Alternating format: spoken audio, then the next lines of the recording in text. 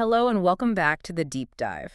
Today, we're going to take a sledgehammer to one of the most persistent and I'd say most comforting lies we tell ourselves as adults. Okay, I'm intrigued. What lie is that? It's a lie that I think pretty much everyone listening has used as an excuse. I mean, I know I've used it probably, 3 times this week alone? Let me guess. Is it the "I'm too old to learn new tricks" lie? Close, but no, it's the I don't have enough time lie. Ah, yes, the big one. The big one. Specifically when it comes to learning a language, we have this deep-seated belief that unless you can lock yourself away for an hour a day, you're just wasting your time. Right. It's the all or nothing fallacy. We Mhm. see the mountain, we see how far away the peak is, and we just decide, well, if I can't sprint to the top, I'm not even going to start walking. Exactly. We think it requires this massive lifestyle overhaul. And because we can't do that, we do nothing. Which is why I'm genuinely excited and maybe a little skeptical about the source we're digging into today. We're looking at a methodology, really a manifesto, titled 10 Minutes to Fluency. 10 Minutes to Fluency. That's a catchy title. Definitely sets off that too good to be true alarm, doesn't it? It absolutely does. It sounds like one of those late-night infomercials. But the core claim is actually very specific. I want to read it verbatim because it's going to anchor our whole discussion. The source claims, "This 10-minute habit will improve your English faster than you think." Wow. Okay, there is a lot to unpack in that one sentence. You've got the time, 10-minute, you've got the action, habit, and then that psychological hook at the end. Faster than you think. And Mhm. that's our mission today. We're going to tear that sentence apart and see if the math actually works or if this is just, wishful thinking for busy people. Because if it's right, it means the problem isn't that we don't have time. It's that we're completely misusing the time we do have. So let's unpack this. I want to start with the back half of that claim, the part that feels the most subjective to me. Faster than you think. It's a fascinating choice of words, isn't it? They don't promise fast results. It's Mm-hmm. not fluent in 3 months. No. The phrasing "faster than you think" is a direct commentary on your perception of progress. It's almost aggressive. It's like it's pointing at you, the listener, and saying, you think you know how long this takes. You're wrong. Your internal clock is broken. Precisely. The source is pointing to this huge psychological gap. Humans are just notoriously bad at estimating nonlinear progress. We think learning is a straight line on a graph. You put 1 hour of study in, you get 1 unit of fluency out. Right, like filling a bucket with water, Yeah. you pour for 10 minutes, the water level goes up an inch. It's visible, it's measurable. Exactly. But language acquisition is nothing like that. It's more like growing bamboo. You water it for weeks, maybe months, and you see absolutely nothing. Nothing above the ground, at least. Right. The roots are going crazy, but you can't see it. And then all of a sudden it shoots up 3 feet in a week. That's the plateau of latent potential, right? That's the technical term, yes. And this phrase, "faster than you think," implies that our bad expectations are the real barrier. We quit during that watering phase because we don't see the shoot. We think, I've been at this for 2 weeks and I still can't follow a movie without subtitles, so this is obviously not working. And that's where the procrastination comes from. Ye- We dread that long, slow grind. We look at the calendar and think, ugh, I won't be fluent for 5 years, so why even start today? But the source is arguing that the feedback loop is actually much, much tighter. If you strip away all the fluff, yes. The surprise isn't magic. It's about recalibrating what progress even looks like. It suggests that if you focus on a very specific type of input, the brain just adapts quicker than we give it credit for. So it's suggesting we have this kind of puritanical work ethic that says if it didn't hurt and if it didn't take a long time, it doesn't count. We think suffering is a KPI, a key performance indicator. If I'm not miserable, I must not be learning. This source completely decouples those things. Okay, which is a perfect segue to the constraint. Because frankly, this is the part that's hardest to believe. 10 minutes to fluency. Why 10? Why not an hour? It's a very deliberate accessibility play, Mhm. but I think the reasoning is actually deeper than just marketing. Think about your typical day, honestly.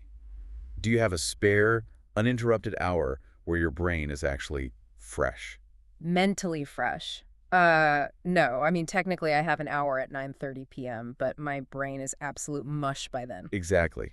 And that brings up the idea of activation energy. Yeah. It's the energy required just to start a task. If the task is study English for 60 minutes, the activation energy is massive. You got to find a desk, get your books, put your phone away, get in the zone. It feels like pushing a boulder up a hill before you even start learning. Right, so you put it off. You say, I'll do it Saturday when I have more time. And we all know how that goes. 10 minutes. 10 minutes fits in the cracks of your life. The activation energy is basically zero. You have 10 minutes waiting for the bus, or while the pasta water boils. Or just before a Zoom call starts.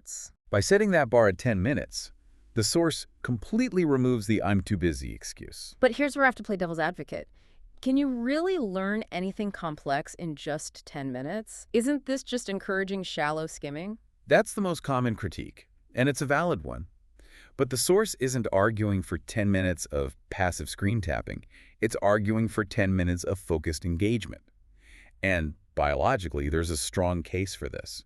Our cognitive load capacity is limited. Meaning our brains get full, like a sponge that can't hold any more water. Essentially, yes. There's research that suggests after about 15 or 20 minutes of intense new information, your retention rate just drops off a cliff. You might force yourself to study for an hour, but you're probably only retaining the first 15 minutes of quality input. The rest is just study theater. Study theater. I love that. Yeah. It feels like work, but the lights are off upstairs. The neural pathways just aren't firing anymore. So 10 minutes isn't just about being easy, it's about being efficient. It's the optimal dose to trigger improvement without triggering fatigue. And this is the crucial part. It solves the consistency problem.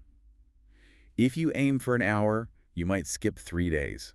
That's 0 minutes of progress. And zero momentum. But if you aim for 10 minutes, you do it today. You do it tomorrow. You do it Sunday. In 3 days, you've done 30 minutes of high-focus work.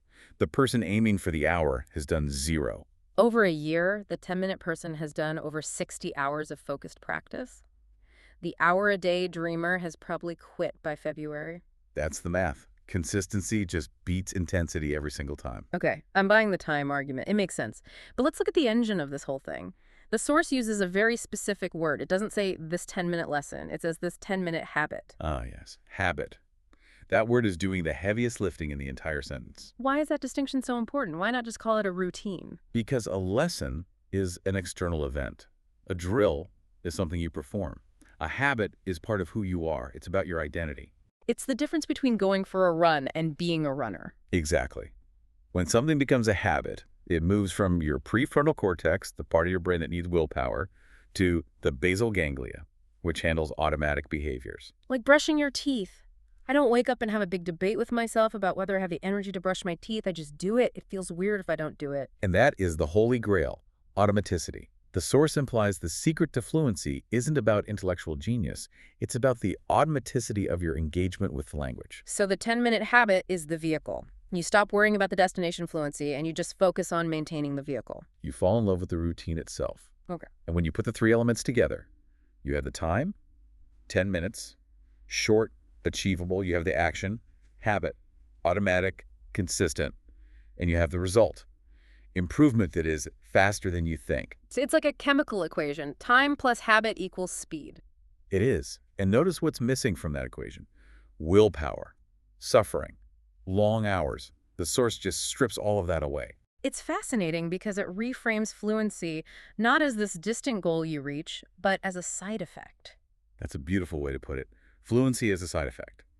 You don't chase the fluency, you just chase the streak. So let's bring this down to earth for the listener. What does this actually mean for someone listening right now? If they take this source seriously, how does their life change tomorrow morning? Well, for you, the listener, it means you have to mourn the loss of your favorite excuse. You have to stop waiting for the perfect time to study. It means looking at your day and finding that 10-minute gap. And we all have them. Stop scrolling social media for 10 minutes. There it is. But it's more than just finding time. It's a shift in perspective. The source asks you to value consistency over intensity. It asks you to shift from thinking, I need to learn English, to I am the type of person who does English for 10 minutes a day. It sounds like a small shift, but that changes everything. If the goal is just 10 minutes, you literally can't fail. You can't fail and you can't quit. And because the goal is so small, you don't need to get all hyped up to do it. You just do it. And if the source is right, that tiny shift leads to results that will genuinely surprise you. It asks you to trust the process. Suspend your disbelief.